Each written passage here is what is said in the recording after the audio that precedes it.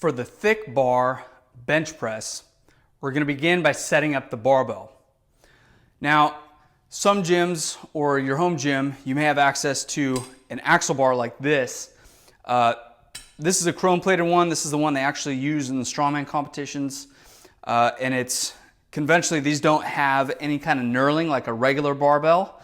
And they also don't have collars that spin. It's just a fixed position barbell.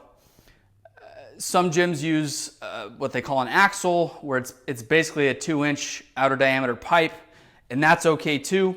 But just make sure you know where the center of the bar is. This one actually has notches for the center and another 2 rings of notches on the outside to kind of give you a gauge for where your hands are at. It's going to be really important when you set up. Most thick bars are going to be around 2 inches. Conventional barbell is about 1.25 inches. So with this one, about 2 inches. Some go as big as 3 or even, I think 4, maybe just 3, I don't know. 3 inches. If you don't have access to one of these guys, you can utilize fat grips, which you can put on pretty much any regular barbell. But the key with these is going to be where you position the gap. You have to have the gap in order to put them on the barbell. When you're using it with the barbell, make sure the gap is facing up so that the non-gap part is actually in your hand. Because if the gap is facing down and you start pushing some weight and it slips out, that's just it's gonna be a disaster, because you're not gonna expect it. It'll slip out and it won't be too fun trying to clean that up. But these are very usable. I've used them many times before with bench press, before we had an axle bar. When you set up and you lay flat on your back and you extend your arms, the barbell should be about the height of your wrists. Okay, so my wrists fully extended, about that height. If you don't have a position on your rack that's exactly that height, then I would recommend going a little bit lower. That's better than going too high and not being able to unrack or re-rack the barbell.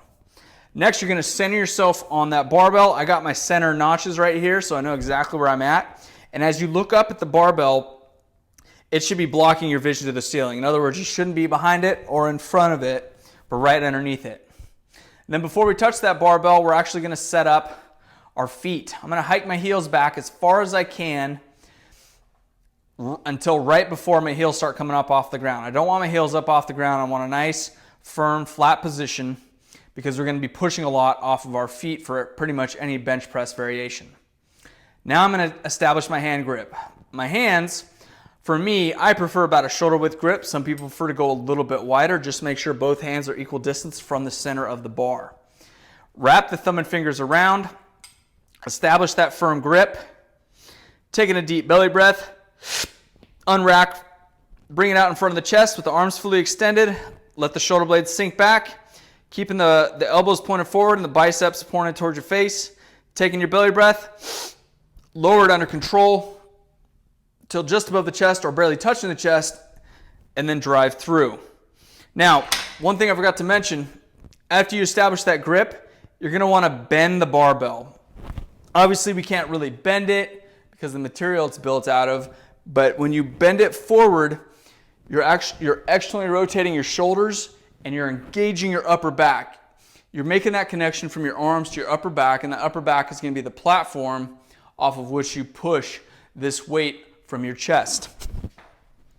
So again, establish my feet, centered on the bar, directly underneath the bar, thumb and fingers wrapped around, establish that grip, belly breath, unrack, bend the barbell forwards, belly breath, shoulder blades back, lower under control, and drive through.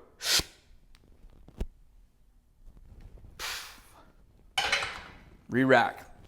Something of note is that when you're writing down the weight you're using, make sure you know how much the bar weighs. If your gym or facility just uses a regular pipe, they can weigh as little as 15 to 20 pounds. So don't count it as a regular barbell. This guy right here only weighs 33 pounds. So have to keep that in mind. I didn't just gain a whole bunch of super strength overnight and I'm lifting 10 or 20 more pounds than I normally do. It's because that barbell is lighter. So make sure you pay attention to that. But that's how you do a thick bar or an axle bar bench press.